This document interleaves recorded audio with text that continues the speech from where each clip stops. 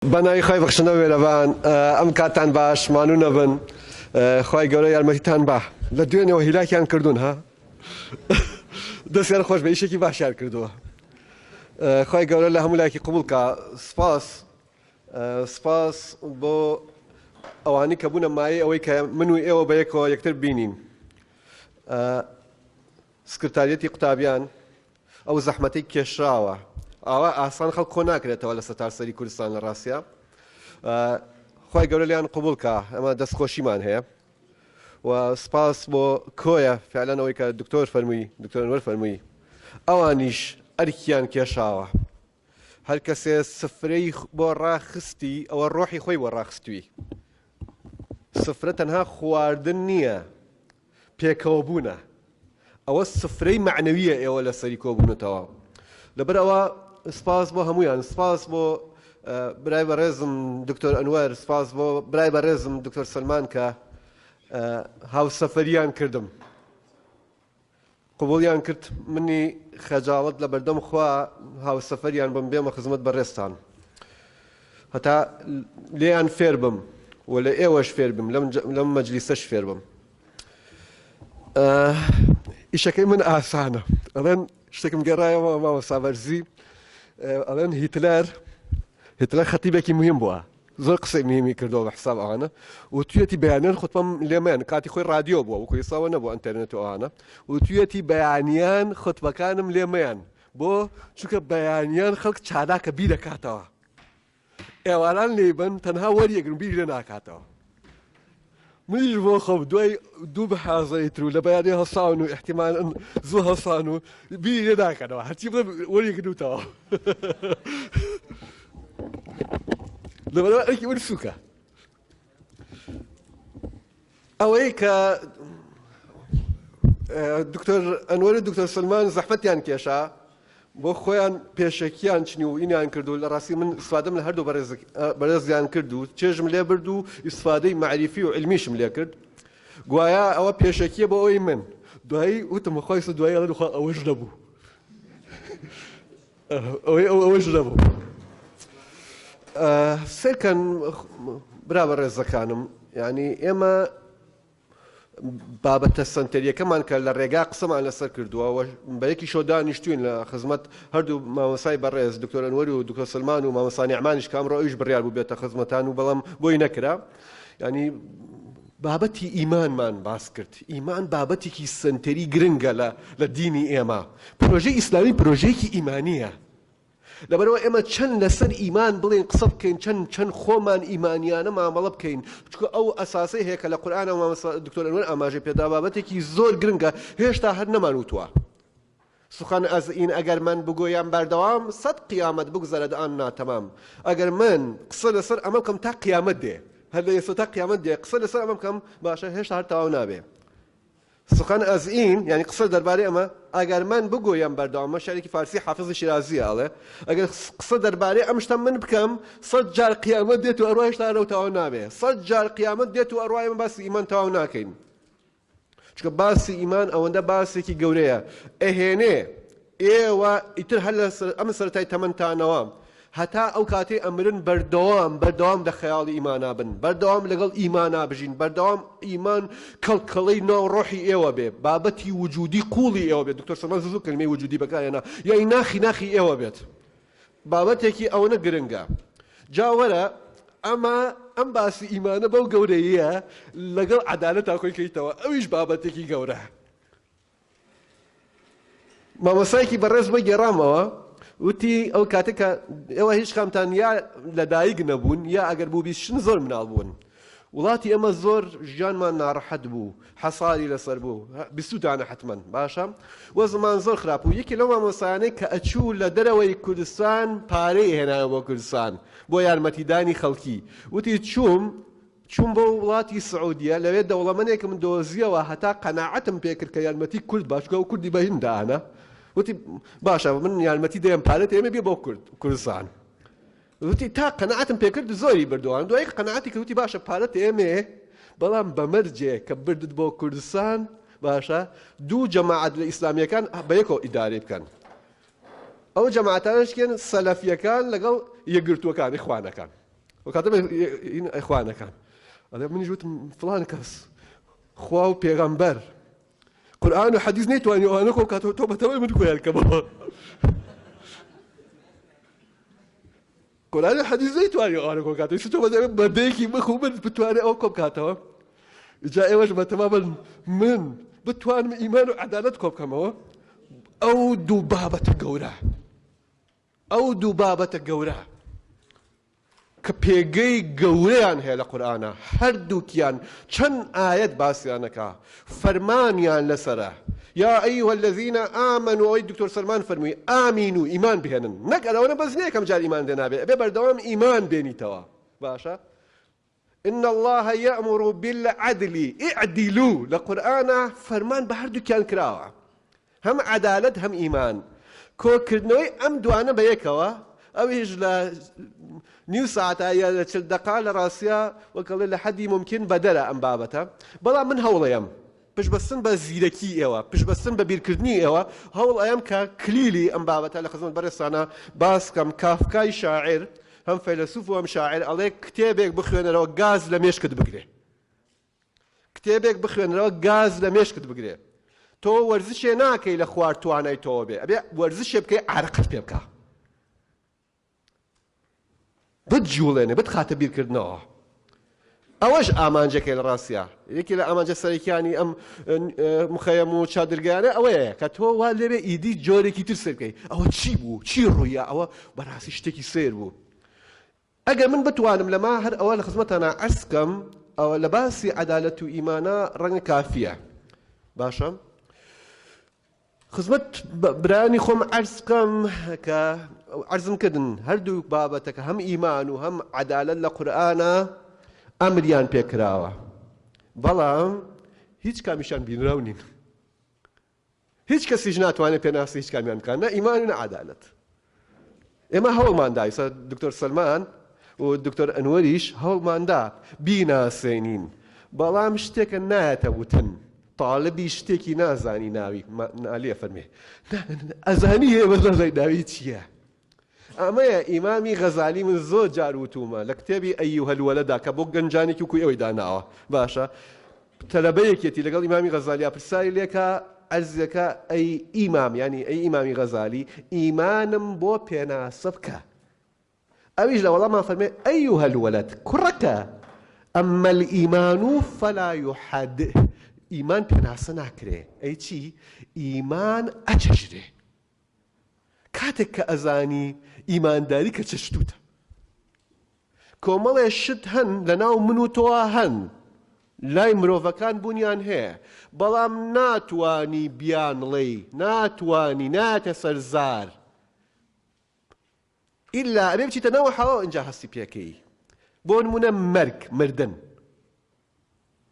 مردن پێ پیشان بن ئەوانەی هەمووتانە من شوێنێک واموت ئادێ مەرگم پێ پیشان بن فڕێگەڵ سایوتی ئەوە نییە ئەوە جەنازە وتم ئەوە مردووە ئەوە پاش مردنە خودی مەرگم پێ پیشان بە بۆ چونکە مەرگ یەکێ لەو بابەتانەیە کە ئەچەژرێ هەتا نەمری نازانی چۆنە مەگەر بمرین ئەوسا ئەزانین مردن چۆنە كل نفس ذائقة الموت چەشتنە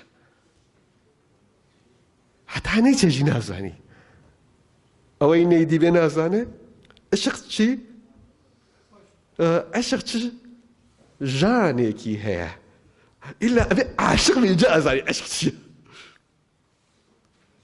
ئەبێ ئیماندار بی اینجا ئەزانی ئیمان چییە ئەبێ بمری اینجا ئەزانی مردن چییە کەواتە هەنگاوی دووەم نا هەنگاوی یەکەم وتم هەردووکیان لە قورئانە ئەمریان پێکراوە هەم ئیمان هەم عەدالەت هەنگاوی دووەم بریتێ لەوەی ئەم دوو شتە شتانێکن هەتا نەیانچەژی نازانی هەر لەبەر ئەوەیە لە عەدالەتە هەستکردن بە عەدالەت لە خودی عەدالەت گرنگترە لە عەدالەتە هەستکردن بە عەدالەت لە خودی عەدالەت گرنگترە بەڵکو عەدالەت خودی ئەو هەستەیە ئیمان هەستکردن بە ئیمان خودی ئیمانە یعنی ئەی چەژی ئەمەیە هەر نمونەیەک زۆر جار گێڕامەوە تۆزەم هەر لەم شوێنەش لە کۆیەش جاری کەش باسم کرد بە حەزەتی عەلیان وت باشە تۆ خەلیفەی موسڵمانانی ئەمیری موئمینینی بەڵام پێڵاوی پێی حەسەن و حوسێن دڕاوە پێڵاوەکانیان دڕاوە بۆچی پێڵاویان بۆ ناکڕی؟ حەزەتی عەلی فەرمووی ئاخر پێڵاوی مناڵی مسلمانان دڕاوە. خۆ حەقی بوو، چونکە ئەو پارەی خۆی بوو، یعنی موچەی هەبوو وەکو ئەمیر باشە، ئەیتوانی پێڵاو بکڕ، بەس هەستکردن بە عەدالەت. ئەبێ مسلمانانیش هەستی پێ بکەن. باسی عەدالەت هەستکردنە بە عەدالەت، باسی ئیمان هەستکردنە بە ئیمان. باشە؟ ئەمە هێشتا هەر لە هەنگاوی دووەمامە. هەنگاوی سێمم بریتێ لەوەی کە سێ شت هەن سەرکەن بەڕێزان. هەموو مرۆڤێک لە ناخیا لە قوڵایە بە شوێن ئەو سێ شتە ئەگەڕێ. ئەمە قسەی من نییە، قسەی دەروون ناسەکانە. ئێستا فەرعێکی تازە لە دەروون ناسیە، لە عیلم نەفسا هەیە. باشە؟ پێوتێ عیلم نەفسی قوڵ. عیلم نەفسی قوڵ. لەو عیلمە نەفسە قوڵە باسی ئەوە کرێ مرۆڤ بە شوێن سێ شتایە، بە شوێن سێ شتا ئەگەڕێ. یەک، هەموو مرۆڤێک حەقیقەتی بەلاوە گرنگە. حەقیقەت چییە؟ من چیم؟ ئەم بوونە چییە؟ چییە کەم لێرە؟ هەموو مرۆڤێک با زۆر لەسەر وەسم کاتم نامێنێت دوایە خۆزە کۆتایی پێ بهێدا. یەکەم شت کە مرۆڤ بەلایەوە گرنگە حەقیقەتە. هەموو مرۆڤێک بەلایەوە گرنگە. دووەم شت، هەموو مرۆڤێک بەلایەوە گرنگە، هەموو مرۆڤێک بەلایەوە گرنگە، بریتیە لە چاکەکردن، خەیر، چاکەکردن لەگەڵ ئەوانی تر. ئەخلاق لێرەوە سەرچاواگرێ. هەموو مرۆڤێک عاشقی چاکەیە. سێهەم شت، هەموو مرۆڤێک بەلایەوە گرنگە، بریتیە لە جوانی. تەنها جوانی جەستەیی نا، جوانی قوڵ. هەموو مرۆڤێک یعنی ناتوانێ ئەم سێ شتە خۆی بەرامبەریان بگرێ. حەقیقەت چییە؟ من چیم؟ چاکە چییە و چۆن چاکە بکەم؟ خێر. سێهەمیان بریتێ لە چی؟ بریتێ لە جوانی. هەموو مرۆڤێک شوێن ئەوە ناگەڕێ. عەدالەت پەیوەندی بەوەی دووەمیانەوەیە، خێر. چاکەویستی، ئەخلاق. جام قسەم ئیش پێ دوای ڕوونێکەمەوە. چاکبوون لەگەڵ ئەوانی ترا، ئەمە لە قورئانە زۆر ئیشی لەسەر کراوە. ئین الله یەأمر بالعدل والإحسان، ئەوەی کە دکتۆر ئاماژەی پێدا. ئیحسان چاکەکردنە لەگەڵ ئەوانی ترا. حسنیشیش تایە، جوانی هە؟ جا لە چاکەویستیە زۆر جوانی هەیە. خەیر پێچەوانەی مەسلەحەتە. تۆ چاکە ئەکەی لە پێناو مەسلەحەتی خۆتا بکەیەوە، خەیر نییە. پێچەوانەی مەسلەحەتە. من هەمیشە لە زانکۆ لە سلێمانی ئەوە ئەڵێم بە تەلەبەکان، ئەڵێم تۆ وا دانێ ڕۆژێک ئیمتیحانتە، لە ماڵەوە کەوتوتە ڕێ، یەکەم محازەرە ئیمتیحانتە، قەرارە مامۆستا ئیمتیحانتان بکە. باشە؟ لە ڕێگا دێی ئەبینی نابینایەک لەسەر جادەکەیە. نابینای لەسەر جادەکەیە. تۆش وا دانێ ئۆتۆمبیلت هەیە. باشە؟ ئەبینی ئەم نابینای نازان چۆن بکاتە ئەو بەرەوە. دوو سێ دەقەت نەچم مامۆستا نامکاتە ژوورە، ئیمتیحانەکە مەفەوتێ. بەڵام دا ئەڤەزی دەستی ئەو نابینایە کردی، ئەیکەیتە ئەو بەرەوە، زەرت کرد، کاتت چوو، احتیمال ئیمتیحانەکەت بفەوتێ، بۆ ئەوەت کرد. ئەوە چاکێ. وازهێنان حتا ئەزانین زەرتە لە مەسلحەتی خۆت. ويؤثرون على أنفسهم ولو كان بهم خصاصة. ئیساری خەڵکی کە ئەدەن بەسەر خۆیان هەرچەند پێویستیشیان بێت. ئەوەیە. کەواتە دووەم شت کە مرۆڤ لەگەڵیەتی خەیرە، هەموو مرۆڤێک بە شوێن ئەوە ئەگەڕێ. سێهەمیان جوانیە. جا جوانی ئیلاهی لەوێ بگرێ. سید قوتب مامۆستا دکتۆر ئاماژەی پێدا، مەسەڵەن ئەڵێ من کاتێک کە گوڵێکی جوانە بینم، ئەمە خەڵقی خوایە، ئەگەر خوا خۆی ببینم چییە؟ ئەوەیە جوانی. هەموو مرۆڤێک بە شوێن ئەو سێ شتایە. بە شوێن حەقەتەوەیە، بە شوێن خێرەوەیە، بە شوێن جوانیەوە. وەلەکم فیها جەمال حین توریحون وحین تەسرحون. باسی ئاژاڵەکان کە ئاژاڵەکان کە دەگەڕێنەوە کێویەکان، بۆ ئێوە تایەتی جوانی کە بەیانیان دەرەچن و ئێوارانیش کە ئەگەڕێنەوە. باسی جوانیە. هە لە قورئانە ئێمە وازین زەوقی مسلمانە وایە تێکداوازن لە ئێمە جوانی نییە، داوا نییە. بۆ ئەو جوانی و هونەرەی کە لای ئێمە هەیە لە شوێنی تر نییە. باش هەستەکەم کاتم ئەڕوا فریان ناکەم، ینی ئێوە ژمانووەکەم بەو بابەتە. هەنگاوی سێم بریتی بوو لەوەی کە وتمان هەموو ئەو سێ شتا ئەگەڕێ: حەقیقەت، جوانی و خێر. خێریش بریتیە لەوەی لەگەڵ غەیری خۆت مامەڵە بکەی. مامەڵەکردن لەگەڵ غێری خۆ تا بە سێش دەکرێ حیفی هینم نهێنا منیش دکتۆر هەرچە مەسەلەکەی دکتۆرم نییە ئاوا بە جوانی سلای دەکەڕەوە بەڵام حیف نەمێنە تا پیشانتان بم تەرتیبم کردووە حقەتەن تەرتیبم کردم لە ماڵەوە بەس کۆمپیوترم پێ نییە ئینسانیش کاتێک کە ئەوەیە چاکە لەگەڵ غێری خۆیان بکە عەرزم کردن بە سێ جۆر چاکە لەگەڵ غێری خۆ تاکەی ئەوانیش بریتینە یەکەم عەدالەت دووهەم میهرەبانی و شەفەقەت سێمیان عشق هەموو چاکەکردنێک لەگەڵ غێری خۆتا بەم سێشتا ئەکرێ یەکەم مامەڵەی من لەگەڵ خۆیری خۆمە ئەساسەکەی مامەڵەیەکی عادلانەیە عادلانە یان چی مامەڵەیەکی عادلانە لە عەدالەتە حەق و واجب هەیە ئەرک و ماف هەیە من کاتێ عادلم لەگەڵ تۆ مامەڵەی عادلانەم کردووە مانوو نەبن تواوەرن یەک گاز لە مێشتان بگرم ئەم مامەڵەی عادلانەم کردووە کە من مافم لای تۆیە مافەکەم بیتێ ئەرکیشم بەرامبەر بە تۆ جێبەجێ بکەم تۆش هەروەها بەرامبەر بە من کەواتە لە عەدالەتە ئەرک و ماف بەرامبەر یەکن یعنی ئێستا من ئەگەر ئۆتۆمبیلێک بە تۆ بفرۆشم باشە هەم ئەرکێکم لەسەرە هەم مافێکیشم هەیە ئەرکمە ئۆتۆمبیلەکە تەسلیمی تۆ بکەم مافێکیشم هەیە تۆش پارەکەی ئۆتۆمبیلەکەم بیتێ تۆش هەروەها مافێکت هەیە کە من ئۆتۆمبیلەکەت بەمێ ئەرکێکیشت هەیە پارەکەم بیتێ ئەو عەدالەتە هەردوو لایەنەکە یەکسانن لە عەدالەتە یعنی هەم مافم هەیە و هەم ئەرکیشم هەیە بەڵام میهرەبانی شەفەقەت کەوتم ئینسان بە سێ جۆر مامەڵە لەگەڵ غێری خۆیاکە مامەڵەی عادلانەکە کە ئیسە باسم کرد لەسەری مامەڵەی عادلانەوە مامەڵەی میهرەبانی هەیە شەفەقەتانە هەیە باشە کە ئیسە لە ئەخلاقە زۆر باسی ئەم بابەتە کرێ لە هینا لە مامەڵەی میهرەبانیە من وا ناکەم هەم مافم هەیە و هەم ئەرکم هەیە لە مامەڵەی میهرەبانیە من واز لە مافی خۆم هێنم ئەرکەکەم جێبەجێ ئەەکەم یعنی جیاوازی میهرەبانی شەفەقەت باشە لەگەڵ عەدالەتە لەویایە لە عەدالەتە هەم ئەرکت هەیە هەم مافیشت هەیە هەردوو لایەنەکە بەڵام لە شەفەقەت و میهرەبانیە تۆ من واز لە مافەکەی خۆم هێنم یعنی ئەگەر لە فرۆشتنی ئۆتۆمبیلەکەم کە بە تۆی ئەفرۆشم هەم ئەرکم هەبێ کە بێ ئۆتۆمبیلەکەت دەست ئینکەم هەم مافیشم هەیە کە پارەکەم دەستکەوێ باشە لە شەفەقەتە ئەوەی دۆمیان هەیە ئەرکەکەی خۆم بەرامبەر بە تۆ جێبەجێەکەم بەڵام داوای مافەکەی خۆم ناکەم ئەوە ئیحسانە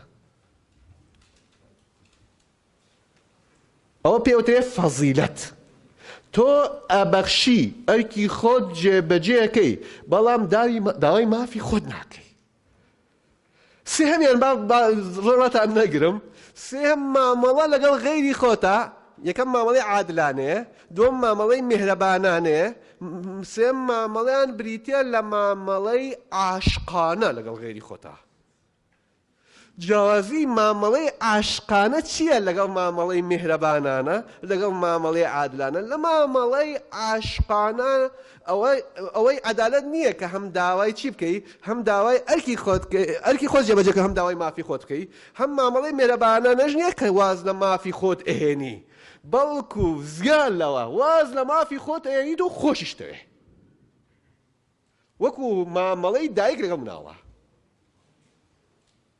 ئێستا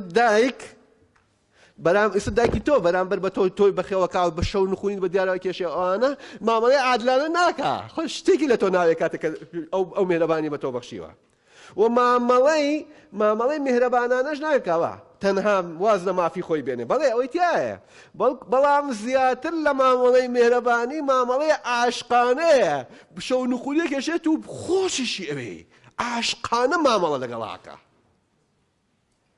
لە مامەڵەی عاشقانە مرۆڤ خودی گەورە بێ نەفسی گەورە بێ ئەوانی کە ئەخاتە نایەوە بیزەبت نمونەیەنەوە فەیلسوفەکانی ئەم بوارە وەکو دایکی کەنخەر بینیتان دایکی کەنخەر ئەم بێچووکەی خاتە ناو خۆیەوە ئەبێتە بەشێ لێی یعنی تۆ کە مامەڵەی عاشقانە لەگەڵ مرۆڤەکانی تراکەی هەر ئەوە نییە چاکەیان لەگەڵاکەی بەڵکو چاکەیان لەگەڵاکەیت و خۆشیشت ئەوێن پلەکانی ئەخلاق ئەم سێ پلەیە لانی کەم ئەبێ مرۆڤ عادل بێت لانی کەم مافی خۆی بوێ ئەرکی خۆشی جێبەجێکە ئەمە هەمە پلە خوادەکەیە ڕێک فەرو ئەمە مامەڵەی میهرەبانانەیە واز لە مافی خۆیان هەیە یارمەتی فەقی دەگەیە چیەکەی ئەوانە مامەڵەی مێرەبان داوای مافی خۆت ناکەی سەرۆ ئەوە بریتێ لە مامەڵەی عاشقانە لە عاشقانە نەک هەر تەنها واز لە مافی خۆت ئێنی بەڵکو بە خۆشەویستیشەوە واز لە مافی خۆت ئێنی ئەو کەسە ئەم مرۆڤە ئێمە چەند توانیمان ئەمانە ببڕینەوە بە ئەخلاقترین یعنی لە عەدالەتە گۆستمانەوە بۆ مێرەبانی لە مێرەبانیەوە گۆستمانەوە بۆ عاشقایەتی بە عشق و مامەڵە لەگەڵ مرۆڤەکانی تا لەگەڵ مرۆڤایەتیا بکەی ئەوە نە بە ئەخلاقتری خەڵکانێک گەیشتونەوە ئاستا خەڵکانێک بووە هەر لە سەدەمی تازە مەسەڵەن ئێوە بیستوتانە غەندی مەسەڵەن کەسێکی وا بووە نیلسۆن ماندێلا سەرۆکی جنوبی ئەفریقا وا بووە باشە عەلی عیزەت بیگۆڤیچ یەکێ لەوانە بووە کە دکتۆر ئاماژەی پێدا کە مامەڵەی عاشقانەی لەگەڵ نەتەوەکەی خۆیان کردووە نەگەر ئەوە چاکەویست بووە بەڵکو خۆشی ویستون باش ئێستا ئەوەی کە لەو کاتێک کە مامە نازانم چەند کاتم ماوە لەو کاتێک کە ماومە باسی ئێمە لە سەرتاوە هاتین لە خێرەوە باسمان کرد وتمان شتێکە کە مرۆڤەکان هەیە دوایی لە باسی خێرا هاتین باسی مامەڵەکردن لەگەڵ غێری خۆمان کەوتمان بە سێ جۆر مامەڵە لەگەڵ غێری خۆ تاکەی باشە لە ڕێگەی عەدالەتەوە لە ڕێگەی میهرەبانیەوە لە ڕێگەی عشقەوە اینجا ئێستا باسی مامەڵەی عادلانە ناکەم بە کورتی ئەوەی کەی بەجێڵم بۆ خۆتان ئەوە یەکەمیان عەدالەت چییە؟ ئیمان هێشتا من گەیشتمەوە عەلاقەی ئیمان و عەدالەت چییە؟ ئەگەر بتوانم لە ماوەی کەمە کورتی کەمەوە ڕاستە زۆر گرنگە سەکە بەڕێزان عەدالەت بابەتێک کە عەلاقەی بە خەیرەوە هەیە عەلاقەی بە خەیرەوە هەیە بە چاکەوە هەیە باسم کرد یعنی عەلاقەی بە ئەخلاقەوە هەیە خێر و ئەخلاق یەک شتە عەلاقەی بە ئەخلاقەوە هەیە ئەخلاقی ژیانی چی؟ یعنی ئەوانی تر لە ناو ژیانی تۆ سەنتەر بن ئەساس بن جا یا میهرەبانیە یا عاشقانەیە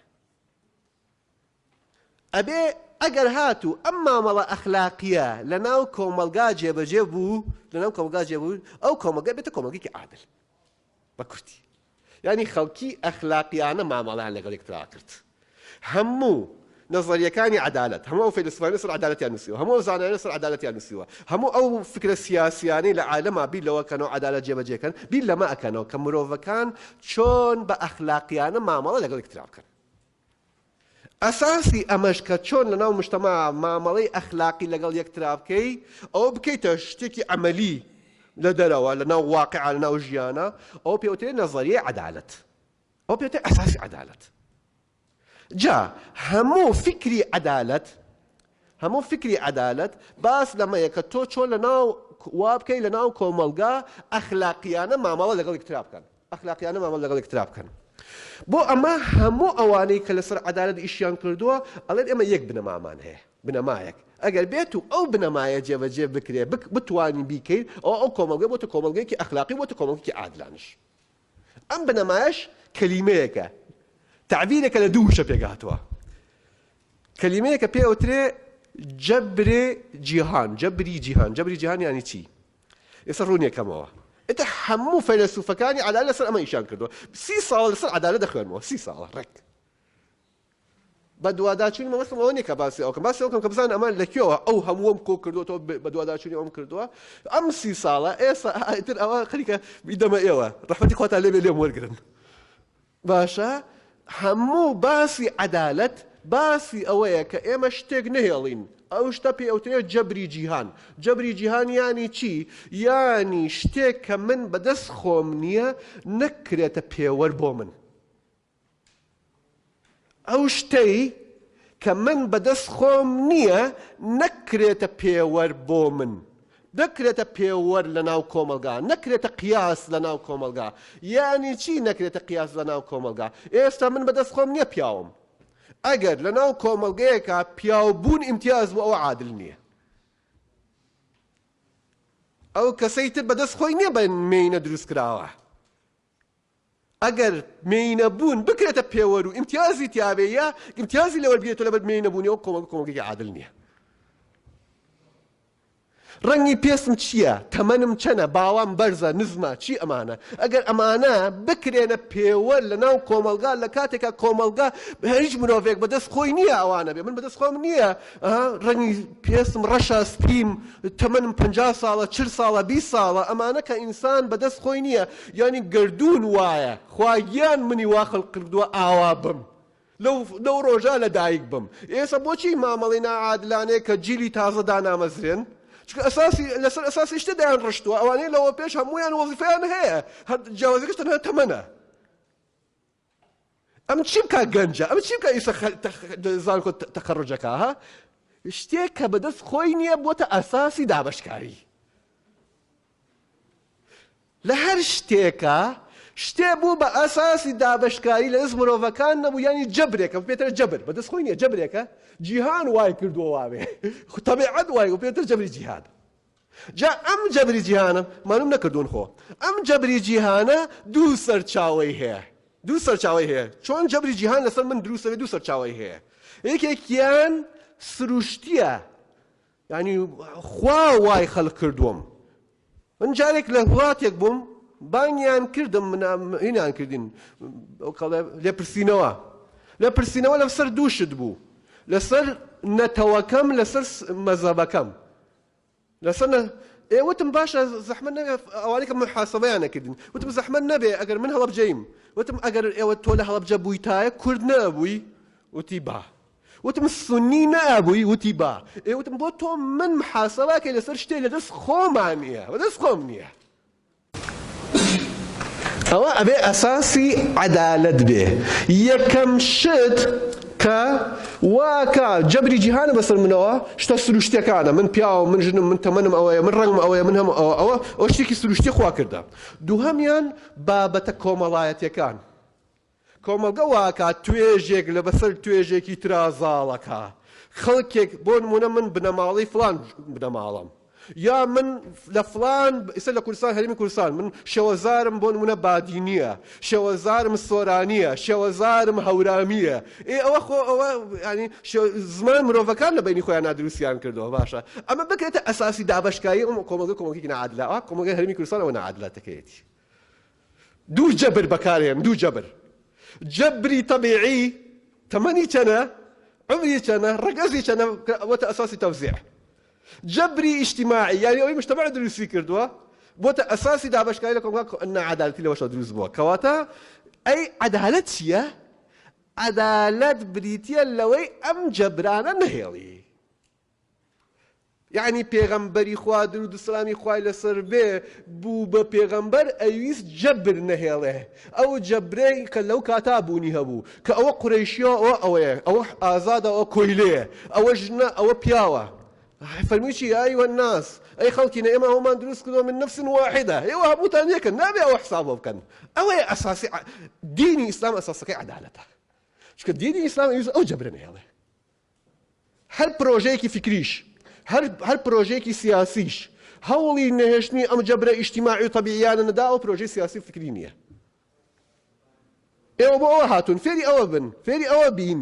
ئەخلاق ئەوەیە کە نەیەڵین کە ئەو لە من باڵا کورتترە، ئەسڵەن ئەو لە من تەمەڵترە. چی بکە یعنی؟ تەمەڵترە، یعنی خوا ئینی کردووە. بۆ بێتە ئەساسی تەوزیع ئەمە ئەبێ هەوڵی ئەوە ئەدەین.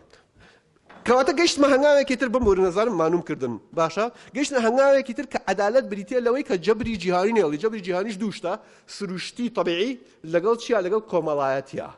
نابێ بکرێتە ئەساسی تەوزیع ئەو بابەتە، ئەبێتە ئەساسی عەدالەت. باش بە کورتی اینجا ئیسا بمەوە سەر مەسەلەی ئیمانەکە ئەوە سەبارەت بەم بابەتەی کە تۆ ئیشی عەدالەت بریتیە لەوەی کە جەبری جیهان نەهێڵی. باشە بابەتە سروشتەکە نەکەیتە ئەساسی دابەشکاری، و هەروەها بابەتە کۆمەڵایەتیەکەش نەکەیتە ئەساسی دابەشکاری. فەیلسوفەکانی عەدالەت دوو ڕووگەیان هەیە، دوو ڕووگەیان هەیە، یا ئەوانەی کە لەم مەجالە ئیشیان کە دوو ڕووگەیان هەیە. ڕووگەیەکیان پێوترێ ڕووگەی لە ڕاستیان ناوی بنێن جەبرگەرا. ئەمانە باوەڕیان وایە ئێمە هەوڵ ئەدەین ئەوانتان کە لە سیاسە خوێن نەزانێت چ قسەکان منەکەوەکەم، هەوڵ ئەدەین لەناو کۆمەلگا عادلانە مامەڵە بکەین، بەڵام عەدالەتەکەمان ئەوەی کە ئەمانەیە عادلانە مامەڵە بکەین بەویستی خۆمان نییە، لەبەر ئەوەی کە شەڕ نەکەین مامەڵەی عادلانە ناکەین. یعنی لە بری ئەوەی بەیەکەوە چکە سروشتی ئینسانەکان وایە یەکتریان خۆش ناوێت، پێ ئەم زانانە وایە، ئەم فەیلسوفانە واڵن. بۆ نمونە گەورەی ئەم فەیلسوفانە فەیلسوفێکە بە ناوی هۆبز ئەڵێ مرۆڤ گورگی براکەیەتی. ئەگەر شتێک نەبێ وای لێ بکا کە ئەم گورگەکەی مرۆڤەکەی تر نەخوا ئەبێ شتێک بێ ڕێگری ئەگنای خوا هەمیشە بەهێزەکان ئەخۆن هەمیشە دەسەڵاتدارەکان بێدەسەڵاتەکان ئەخەنە ژێر خۆیان لەبەر ئەوە ئێمە دێین شتێ تەرتیب ئەەکەین کە ئەمە نەتوانن ئەو کارە بکەن ئەوە پێوتێ قانون ئەوە پێوترێ سیاسەت ئەوە پێوترێ ڕێخستنی کۆمەڵایەتی هەرچی ناوی لێنەی ناوی لێ بنێ یانی قانون ئیشی ئەوەیە کە نەیەڵێ گورگەکان یا بەهێزەکان خۆن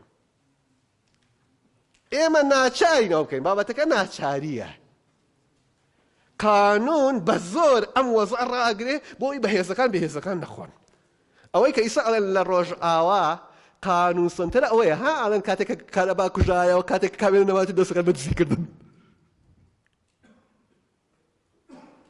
یعنی شتێ ناچاری کردن ئێستا وا مامەڵە بکەن ئەگینە خۆیان لە ناخیانەوە وانین ئەمە کۆمەڵی فەیلسوفن شەرحی کۆمەلگەی مرۆڤایەتی ئاواکەن ئەڵێن ئێمە ناچاری ئەومان بێت کێشەی ئەم ڕووگەیە چییە؟ تەمان ئەم بابەتێکی زۆر مهمە من زۆر خۆم زۆر چێشم لێم بردووە ینی کێشەی ئەم بابەتە چییە؟ لە ڕووکەشە ڕاستە قانونەکە ئەتوانێت کۆمەڵگە ڕاگرێ بەڵام لە پشتەوە هەمیشە ئەگەری تەقینەوە هەیە ڕەحمەتی خواتان لێبێ ئەگەر کەسێک تێنەگەیشتەوە قسەکەم دووبارەشەکەمەوە باشە لەم حاڵەتە کە قانون بە ناچاری کۆمەڵگە ڕاگرێ بە ناچاری وای لێکا باشە یەکتر ئەخۆن ئەگەر ڕای نەگرێ کێشەیەک لە ڕووکەشە ڕایەگرێ قانون لە ڕووکەشە کۆمەڵگە ڕاگرێ بەڵام کێشەیەک هەیە چونکە خەڵکە لە ناخیا خۆی وانییە هەمیشە ئەگەری تەقینەوە هەیە کودێکی بچووک هەبێ بیتەکەنەوە لەوێەوە ئەو باوەڵ نەعادلە هەر کارەبا کوژایەکتر دەستکەن بە دزیکردن لە پشتیەوە باشە هەمیشە ئیمکانیاتی ئەوە هەیە مامەڵەی نەعادلانە بکرێت لە ڕووکەشە لەبەر قانونەکە مامەڵەی عادلانەکە لەبەر مراقەبە چاودێریەکە لەبەر کامێرەکە مراقەبە مامەڵەی عادلانەکە بەڵام لە ناخیا مرۆڤێکی ناعادلە نایەوێت لەگەڵ ئەوانی ترا چاکە بکە بۆیە هەر کاتێک کە کامێرەکە نەبوو هەر کاتێک کە چاودێری بەسەرەوە نەبوو یەکسەر چیەکە دەستەکە بە زوڵمکردن هەمیشە لەو کۆمەلگانەی کە ئەساسی داڕشتنیان ئەمەیە لە پشتەوە ئیمکانیاتی تەقینەوە هەیە باشە لە بەرامبەر ئەمەوە کۆمەڵی فەیلسوفی تر هەن ئەڵێن نا ئەبێ عەدالەت لە ناو کۆمەلگا لەبەر ناچاری نەبێ بەڵکو لەبەر مامەڵەی ئەخلاقی بێ ئێمە بەویست و ئیرادەی خۆمان ڕێگەکەوین بەویست و ئیرادەی خۆت هاتووی بۆ ئەم مەجلیسە قسە تۆ بە زۆر تۆی نەهێناوە خۆت ئەتەوێ ئیمانی خۆت پێشخەی خۆت ئەتەوێ لە ڕووی ئەخلاقیەوە خۆت چاکترکەی خۆت باشترکەی ئەمە کۆمەڵی فەیلسوفی ترن کە ئەڵێن ئەساسی ڕێکەوتنی کۆمەلگا ئەبێ ئەخلاق بێ لەسەر ئەساسێکی ئەخلاقی تەنانەت ئەگەر کامێرەش نەبێ زۆڵ لێکتر نەکەن